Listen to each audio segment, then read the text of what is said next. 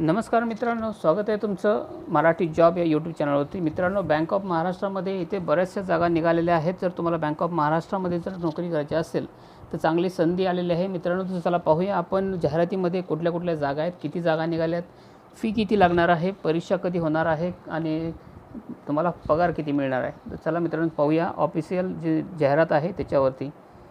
हे पाहू शकता मित्रांनो, तुमच्यासमोर ओपन झाली आहे ऑफिशियल जाहिरात बँक ऑफ महाराष्ट्राची। मी जरा हिला मोठी करतो। ठीक आहे मित्रांनो, तुम्ही पाहू शकता बँक ऑफ महाराष्ट्राची ही जाहिरात आहे, रिक्रुटमेंट नोटिफिकेशन। आणि याची जी जाहिरात आहे ती पोस्ट आहे स्पेशलिस्ट ऑफिसर म्हणून जी पोस्ट आहे स्केल 1 आणि स्केल 2 साठी। मित्रांनो, तुम्ही तर पाहू शकता स्केल 1ची जी पोस्ट आहे ती ॲग्रिकल्चरल फील्ड ऑफिसर म्हणजे शेती ऑफिसर जो असतो तो। आणि बाकीच्या ज्या पोस्ट आहेत त्याच्यातली आणखी एक स्केल 1ची पोस्ट आहे ती आहे IT सपोर्ट ॲडमिनिस्ट्रेटर म्हणून। बाकीच्या ज्या आहेत त्या स्केल 2च्या पोस्ट आहेत, जसे की सिक्युरिटी ऑफिसर, लॉ ऑफिसर म्हणजे कायद्यातला ऑफिसर।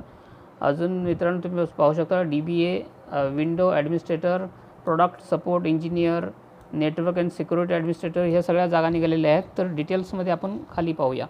इथे तुम्ही पाहू शकता चार्ट दिलेला आहे, टोटल जागा आहेत 190। तर चला आपण विस्तृतमध्ये पाहूया कोणकोणत्या किती जागा आहेत त्या।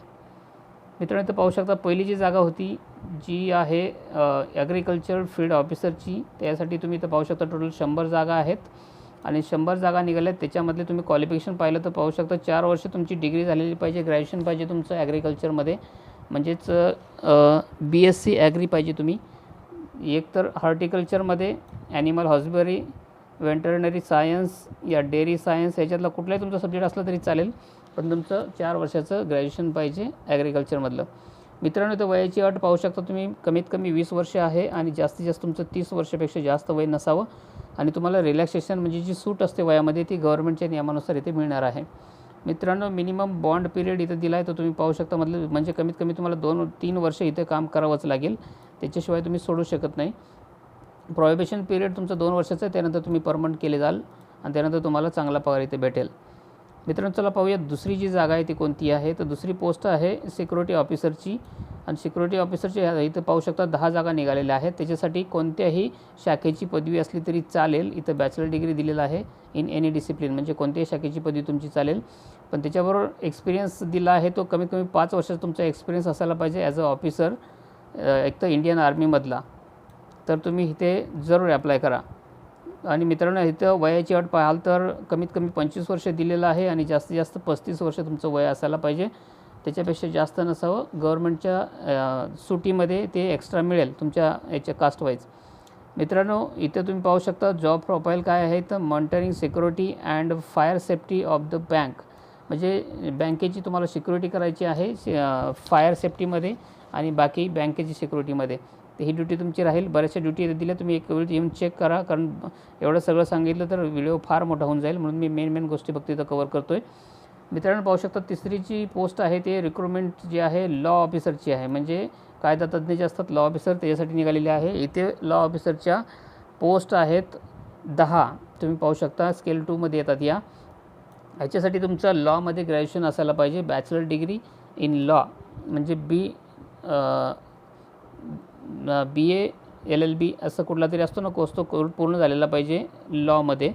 आणि त्याच्याबरोबर तुम्हाला 60% मार्क्स असायला पाहिजेत। आणि जर तुम्ही SC ST कॅन्डिडेट असाल तर तुम्हाला इथं मार्काची अट नाही, तुम्ही फक्त 55% असले तरी इथं तुम्ही बसू शकता, अशा इथं अटी दिलेल्या आहेत। वयाची अट तुम्ही इथं पाहू शकता, कमीत कमी 25 वर्ष तुमचं वय असावं आणि जास्तीत जास्त 35 वर्ष वय असावं, अशी वयाची अट दिलेली आहे। आणि मिनिमम बॉन्ड तुम्हाला इथे पण 2 वर्षाचा द्यायचा आहे आणि प्रोबेशन पिरियड इथं फक्त 1 वर्षाचा आहे। 1 वर्षानंतर तुम्ही इथे परमनंट केले जाल। जॉब प्रोफाईल तुम्ही इथे येऊन पाहू शकता, बरीचशी मोठी दिलेली आहे जॉब प्रोफाईल, तर तुम्ही जॉब प्रोफाईल जरूर वाचा। मित्रांनो, पुढची जी जागा आहे ती आहे HR HR पर्सनल ऑफिसर म्हणून, आणि त्याच्या 10 जागा निघालेल्या आहेत इथे। आणि त्याच्यासाठीची क्वालिफिकेशन आहे तुम्ही पाहू शकता, एक तर तुमची पदवी पाहिजे, ते पण 2 इयर्स फुल टाईम पोस्ट ग्रॅज्युएशन डिग्री, नाहीतर तुमच्या 2 वर्षाचं पोस्ट ग्रॅज्युएशन म्हणजे पदव्युत्तर पदवी पाहिजे। आणि बाकी तुम्ही इथे पाहू शकता दुसऱ्या गोष्टी काही दिलेल्या नाही आहेत, एक्सपिरियन्स वगैरे दिलेला तुम्ही इथं वाचून नंतरच अप्लाय करा, किती एक्सपिरियन्स आवश्यक आहे तो। वयाची अट इथं दिलेली आहे 25 वर्ष कमीत कमी आणि 35 वर्ष जास्तीत जास्त, तर 35पेक्षा जास्त वय नसावं। जर तुम्हाला सूट मिळत असेल वयाची तर ती जरूर इथे मिळेल गव्हर्नमेंटच्या नियमानुसार।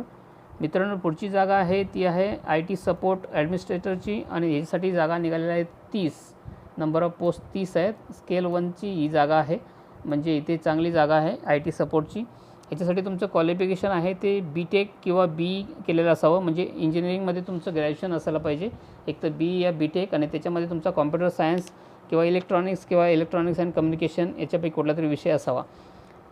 नाहीतर तुमचा MSc कॉम्प्युटर सायन्स असायला पाहिजे तरच तुम्ही इथे अप्लाय करू शकता. मित्रांनो इथे एक्सपिरियन्स दिला आहे, 1 वर्षाचा कमीत कमी तुम्हाला एक्सपिरियन्स पाहिजे IT सपोर्टचा.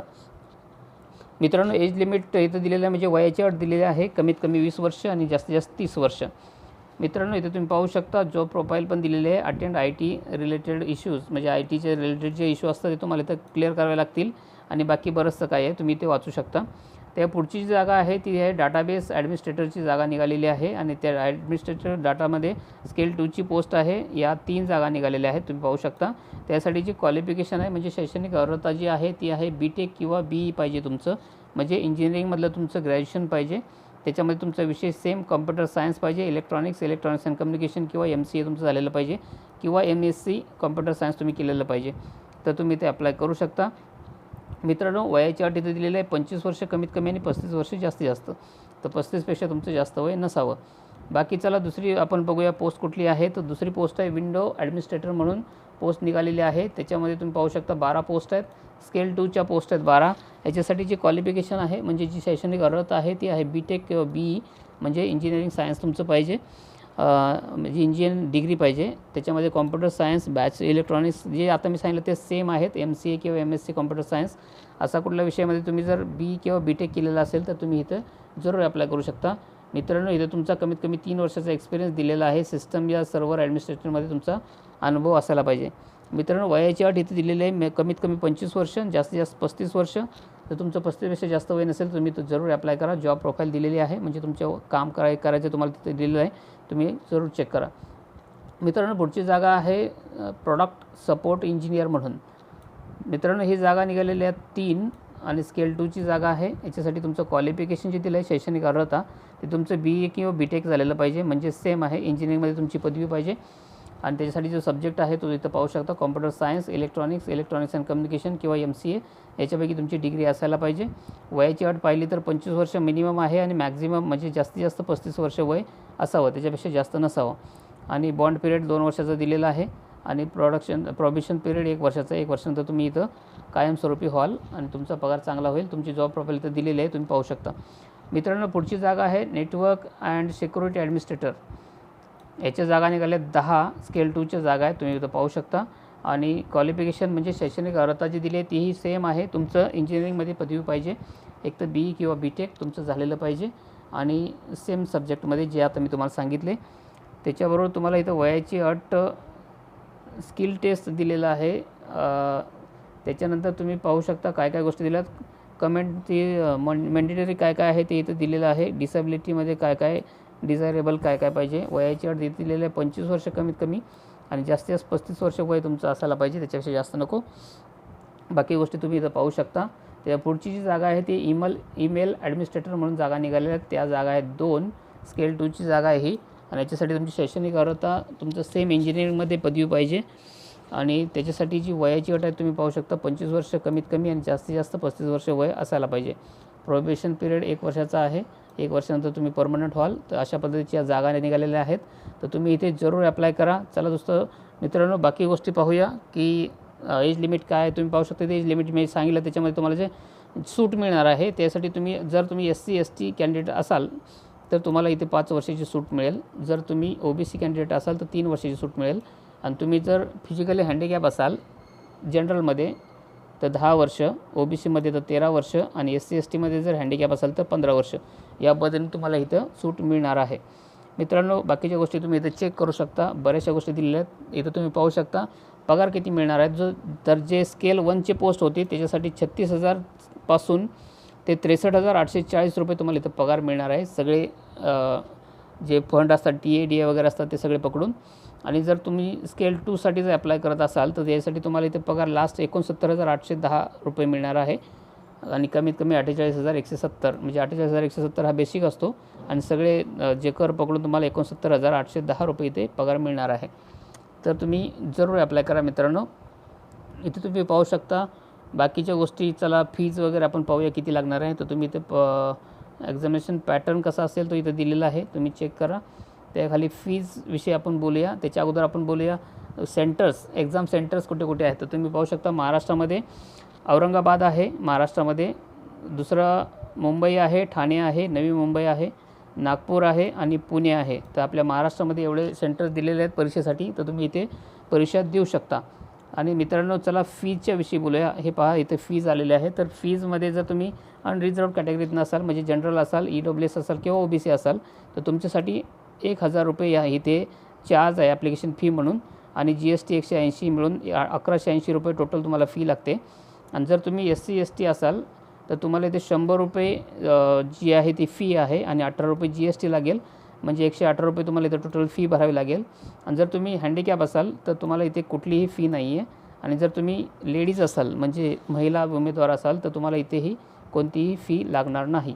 तर या पद्धतीनं आहे. आणि ॲप्लिकेशन प्रोसिजर टोटली ऑनलाईन राहणार आहे, म्हणजे तुम्हाला फक्त ऑनलाईनच भरायचं आहे, कुठे फॉर्म पाठवायचे नाही आहेत, ऑनलाईन फॉर्म भरायचा आहे. तर मित्रांनो या अशा सगळ्या गोष्टी आहेत. चला इम्पॉर्टंट डेट्स म्हणजे ज्या महत्त्वाच्या तारखा आहेत त्याच्याविषयी बोलूया.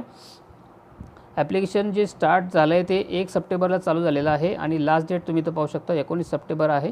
म्हणजे 19 सप्टेंबरच्या अगोदर तुम्हाला ते अप्लाय करावं लागेल. तर मित्रांनो मला वाटते तुमच्या सगळ्या गोष्टी लक्षात आलेल्या असतील. जर व्हिडिओ आवडला असेल तर नक्कीच लाईक करा, मित्रांशी शेअर करा. आणि जर तुम्हाला गव्हर्नमेंटमध्ये नोकरी करायची इच्छा असेल तर माझ्या चॅनलला सबस्क्राईब करा. आणि चॅनलला सबस्क्राईब करण्यासाठी या व्हिडिओच्या खाली तुम्हाला सबस्क्राईब म्हणून बटन मिळेल, त्याला दाबून तुम्ही सबस्क्राईब करा. आणि त्याच्याबरोबर एक घंटा येईल, बेल आयकॉन येईल, त्याला दाबून ऑलवरती सेट करा, जेणेकरून सगळ्या नवीन व्हिडिओचे नोटिफिकेशन तुम्हाला मिळत राहील. तर मित्रांनो भेटूया नवीन व्हिडिओमध्ये नवीन नोकरीसह. तोपर्यंत धन्यवाद.